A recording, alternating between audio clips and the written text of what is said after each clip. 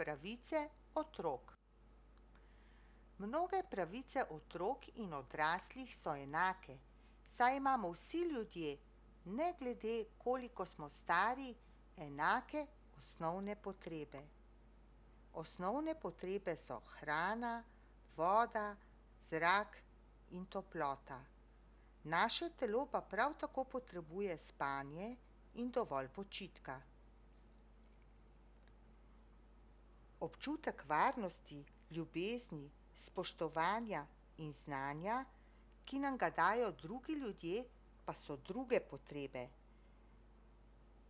Te potrebe po varnosti, ljubezni, spoštovanju, znanju nam zagotovijo starši, sestre, bratje, drugi sorodniki, prijatelji, sošolci, učitelji, trenerji, vsi tisti, s katerimi preživimo veliko časa. In tudi mi smo zanje pomembni. Velikokrat pa imamo želje. Želimo si dobrih ocen, igrač, oblačil, novega kolesa, počitnic, morda si želimo sestro, bratca, svojo sobo ali kaj drugega. Seveda pa se nam lahko uresničijo le nekatere želje. Največje zadovoljstvo občutimo ob uresničitvi tistih želja, za katere smo tudi sami kaj morali narediti. Včasih uresničitev želja ne prinese posebnega zadovoljstva, ker ni izpolnila prave potrebe. Nekatere pravice otrok in odraslih se razlikujejo.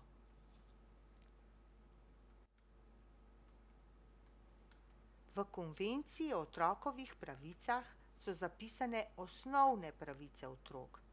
To so tiste pravice, ki naj bi jih imeli vsi otroci na svetu, ne glede na to, kakšne rase so, kakšna je barva njihove kože, katerega spola so, kakšen jezik govorijo ali v kaj verujejo. Leta 1989 je 190 različnih držav pod vodstvom OZN podpisalo konvencijo o človekovih pravicah in s tem tudi poskrbelo za zaščito pravic otrok. In katere so te pravice? Poglejmo! Prva je pravica do imena in državljanstva. Ko se otrok rodi, njegovo ime, priimek, datum rojstva, imena staršev in državljanstvo zapišejo v rojstni list. Državljani Republike Slovenije imamo slovensko državljanstvo. Druga je pravica do družine. Vsak otrok ima pravico živeti s svojimi starši. Otrokom, ki ne morejo živeti s svojimi starši, moramo poiskati ljudi, ki bodo zanje skrbeli. Če pa starša živita ločeno, potem ima otrok pravico, da ima stike tudi s tistim staršem, pri katerem ne živi. Pravica do svojega mnenja in izražanja. Ljudje smo si pač različni, ne razmišljamo vsi enako in prav je tako. Vsi imamo pravico, da povemo svoje mnenje. Tudi vsak otrok ima pravico, da pove tisto, kar misli, pri tem pa ne sme lagati ali žaliti ljudi. Pravica do igre in prijateljev. Otrok si sam izbere, v kakšni družbi bo preživljal prosti čas. Otroci imajo pravico, da si odpočijejo od napornega dela ali učenja, kajti počitek je pomemben za zdravje in dobro počutje. V prostem času lahko počivamo, se ukvarjamo s športom in počnemo stvari, ki so nam všeč. Nihče pa nima pravice, da otrokom vsiljuje svoje mnenje o tem, s kom naj preživlja prosti čas, s kom se naj druži. Peta pravica je pravica do nenasilnega ravnanja. Odrasli morajo otroke varovati pred kakršnim koli nasiljem. Kadar si v stiski, poišči pomoč pri starših ali učiteljih, lahko tudi pri drugih ljudeh, ki jim zaupaš.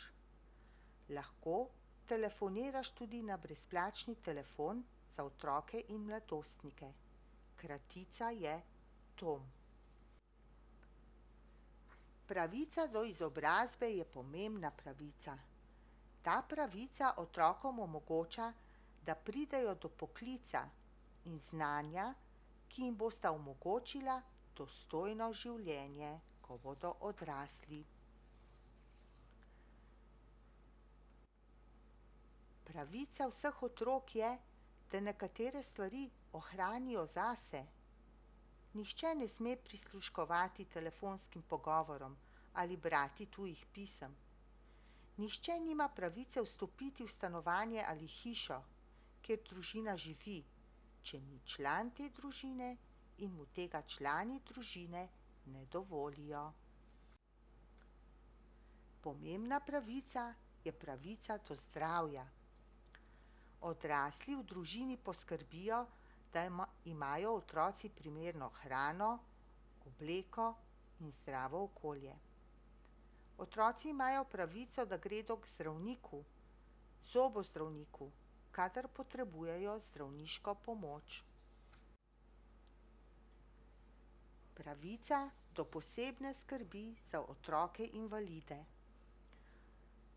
So otroci, ki so duševno, telesno ali vedenjsko prizadeti. Torej ne zmorejo tistega kot zdravi otroci. Zato potrebujejo našo pomoč, razumevanje in podporo. Tudi oni imajo pravico do šolanja in razvoja svojih sposobnosti.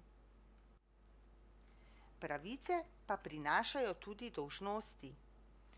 Tudi drugi otroci imajo enake pravice kot ti. S svojim ravnanjem ne smeš drugim kratiti njihovih pravic. Tvoja dolžnost je, da se učiš in drugih ne motiš pri učenju.